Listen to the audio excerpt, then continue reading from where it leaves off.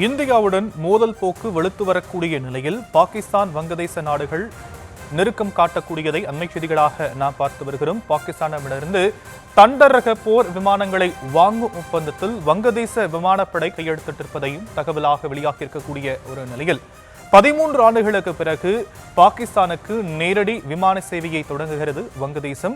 வரக்கூடிய 29ஆம் தேதி முதல் கராச்சி, டாக்கா இடையே விமானங்கள் பறக்கும் என சொல்லப்படக்கூடியதை அண்மை செய்திகளாக நாம் பார்க்கிறோம்.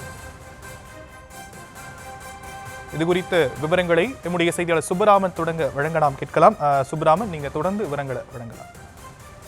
இந்தியாவுடன் வங்கதேசம் மோதல் போக்கை தொடர்ந்து வலுத்து வரக்கூடிய நிலையில் தற்போது வங்கதேசம் பாகிஸ்தானுடன் நெருக்கம் காட்டி வருகிறது. குறிப்பாக பாகிஸ்தானிடம் இருந்து JF-17 தண்டர் ரக போர் விமானங்களை வாங்குவதாக அவர்கள் ஒப்பந்தமானது போடப்பட்டிருப்பதாக நமக்கு தகவல் கிடைக்கப்பட்டிருக்கிறது. குறிப்பாக வங்கதேசம், பாகிஸ்தான் இடையே இந்த ராணுவ ஒப்பந்தம் போடப்பட்டிருக்கிறது. பாகிஸ்தான் விமானப்படை தலைமையகத்தில் பாதுகாப்பு ஒத்துழைப்பு தொடர்பாக இரு நாட்டு தலைவர்களும் இணைந்து இந்த விடயத்தில் பேசியிருக்கிறார்கள். குறிப்பாக இந்த JF தண்டர் ரக போர் விமானங்கள் வாங்கும் முடிவில் இரு நாடுகளும் கையெழுத்திட்டிருக்கிறது.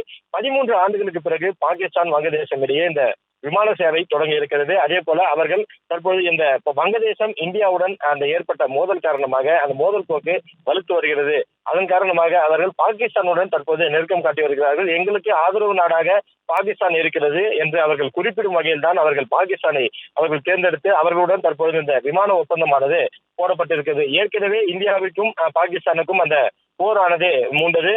அதன் பிறகாக கிட்டத்தட்ட ஒரு 15 நாட்களுக்கு மேலாக நீடித்த அந்த போரானது முடிவுக்கு வந்தது. தற்பொழுது இந்த இந்தியாவிற்கும் வங்கதேசத்திற்கும் ஏற்பட்ட இந்த மோதல் காரணமாக அவர்கள் நேரடியாக பாகிஸ்தானுடன் நாங்கள் நெருக்கமாக இருக்கிறோம், எங்களுக்கு பாகிஸ்தான் துணை நிற்கிறது என்பது போல அவர்கள் இந்த நேரடி ஒப்பந்தத்தை 13 ஆண்டுகளுக்கு பிறகு அவர்கள் செய்திருக்கிறார்கள். இதற்கு முன்பாக இரு நாடுகளுக்கும் அந்த விமான பயணிகள் செல்வதற்கு நேரடியான விமானங்கள் என்பது கிடையாது. அவர்கள் தற்பொழுது இந்த விமான சேவை தொடங்கப்பட்டிருக்கிறது. குறிப்பாக இந்தியாவுடைய வான்பரப்பு வழியாக தான் அவர்கள் செல்ல இயலும் என்றும் நமக்கு தகவல் கிடைக்கப்பட்டிருக்கிறது.